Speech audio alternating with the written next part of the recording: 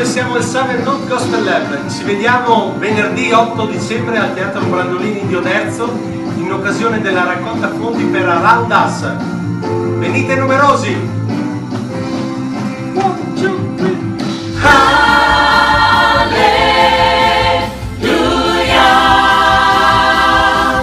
Si esibiranno gratuitamente come fanno ormai da parecchi anni perché sanno che tutto, ma proprio tutto quello che verrà raccolto si trasformerà in cibo, medicine, libri per bambini ammalati della Sierra Leone.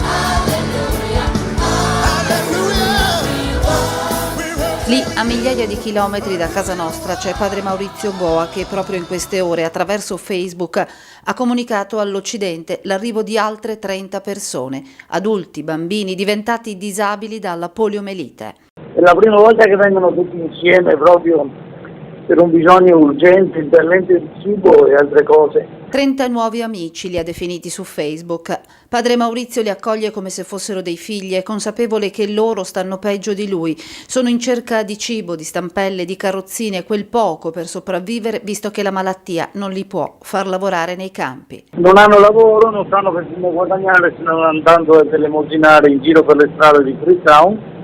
Quindi hanno bisogno di cibo, hanno bisogno di tutte le cose più normali della vita, dalle medicine ai vestiti, e soprattutto sentivo che chiedevano, lamentavano un po' perché non riuscivano a mandare a scuola i loro figli per via delle tasse scolastiche, hanno bisogno che qualcuno ci pensi, insomma. Hanno bisogno delle carrozzelle, hanno bisogno delle stampelle, perché le carrozzelle che hanno adesso sono fatte di legno, faticoso spingerle, è faticoso muoversi con quelle, vediamo un po'. Padre Maurizio dei Giuseppini del Murialdo di Badoere vive in Sierra Leone da anni. È lui il punto di riferimento di Around Us Onlus, l'associazione di monasteri che dall'Italia raccoglie cibo, medicine e denaro per dare un futuro a queste persone.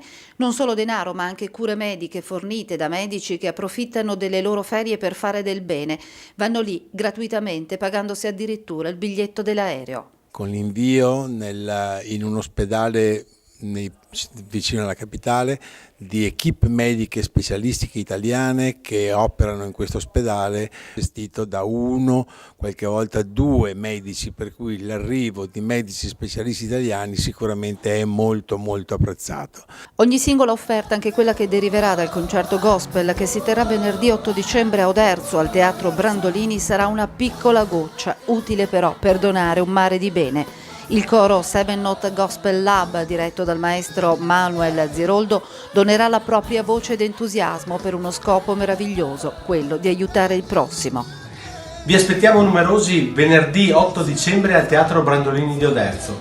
Ci sarà un concerto gospel e una raccolta fondi a favore della Sierra Leone, il tutto organizzato da Around Us. Mi raccomando, venite numerosi.